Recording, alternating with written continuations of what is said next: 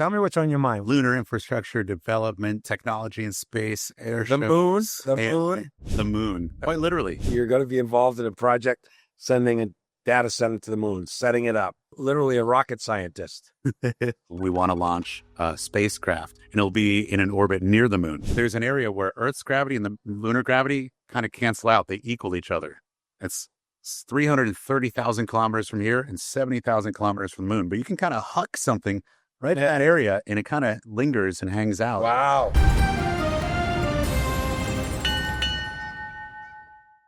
So over the last 9 months or so, maybe even a little longer, I've been doing a lot of video and a lot of camera time, a lot of discussions about entrepreneurship, how things have been evolving in beer over the last 30 years, to the challenges and opportunities in the beer business, the restaurant business, real estate business, variety of other relationships. And now I've decided to look into doing longer range podcasts that can be fun, interesting. Having a beer with Fred is a way to just open up, get people to open up. So I'm going to have interesting people with interesting lives, just sitting down, having a beer with Fred, having a Shipyard beer with Fred, and relaxing and enjoying the moment. So I wanted to start it off with a friend of mine, Liam, who's got a very interesting life as a pilot, as a cybersecurity person, as a adventurer, entrepreneur, and always looking for something interesting. So what are you thinking about looking forward that you're excited about doing? The startup that I'm involved in, serving as the Chief Information Security Officer,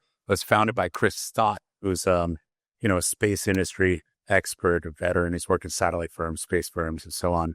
He's had this dream to develop the lunar economy and lunar infrastructure. We're starting with data centers on the moon and in an orbit close to the moon. Nice. We have a launch on the IM-2 mission, which is a lunar lander made by Intuitive Machines. It launches on a SpaceX Falcon 9 rocket late in February. We'll spend about 5-ish days transporting to the moon, and then it will land on the moon. Now, this is just a proof of concept. So we have our own server on there. We're just a small portion. This is all planned. It's happening. Oh, it's happening. It's setting a small data center to the moon. We've been pencils down for over a year on this project. I mean, there's still a lot of work in support of it, but the hardware was finished a long time ago. The contracts are finished a longer time ago. Are there going to be people on this launch, or is it just on? No, this is just going to have the lunar lander and the experiments and components riding along with it. So it's unmanned. Do you ever want to go to the moon get up there? And I would like to go to the moon. Yeah, I would love to go to space. I have no interest. No interest? You don't want to come with me? I want to come. I want to go from the pub to my house, take a little jog. The occasional plane ride. Maybe a plane ride, but no. But hey, listen, you let me know. Take a video. We'll be able to. We'll get on the direct stream. Right. When I do it. Yeah. No, this is fun. So what else we got going on? So coming up at Sun and Fun, we'll maybe see the poster here, April 1st through 6th. My aircraft, despite it not being an aerobatic show plane or a World War II warbird, it has top billing on the poster because a couple of years ago, an artist in town painted my plane.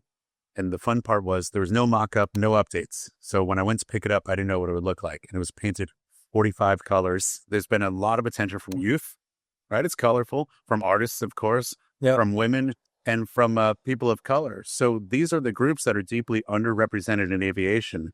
So this has led to a mission to support aviation inspiration, access, fundraising, and scholarships for those underrepresented groups in aviation.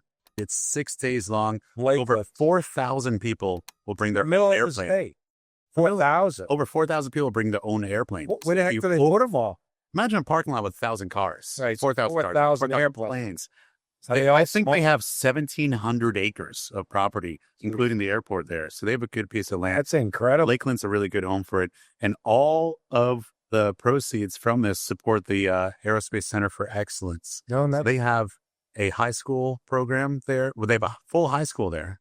Right. The aerospace? Is that one on the side of the highway and well, it's basically on property in Lakeland at Lakeland Airport. Wow. And they have aviation training programs in high school. High school.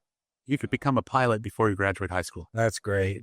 That's great. It's this amazing show. Are you going to fly in the show? Are you going to be the little guy here doing it?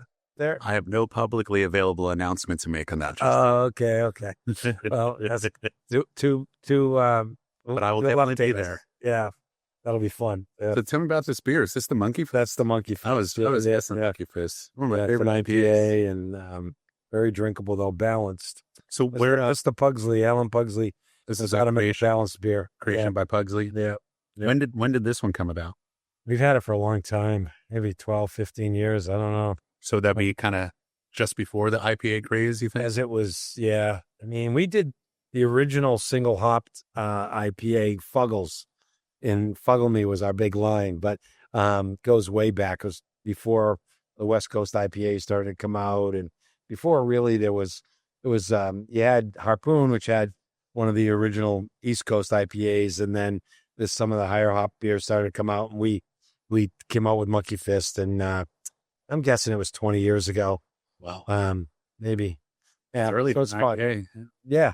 You know, We've been at it 33 years. So I think it was about 24 years ago when I learned about Shipyard. I moved to Florida.